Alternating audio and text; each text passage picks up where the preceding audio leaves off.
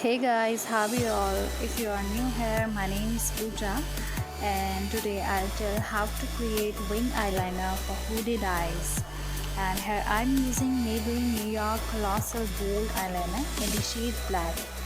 And as you can see, I have hooded eyes and I started to create wing from outer corner of my eye.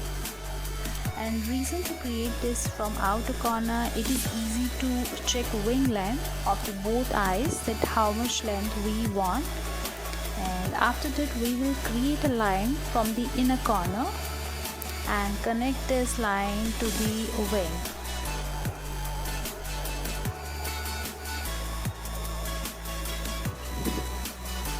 And I have done the same to the other side as well.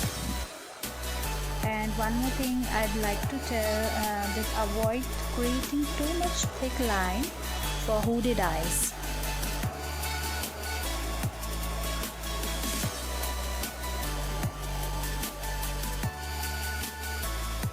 So here it is my final look, which I have completed with the eyelashes. So hope this helps, and don't forget to like this video and please subscribe to my channel. Till then, take care. Bye bye.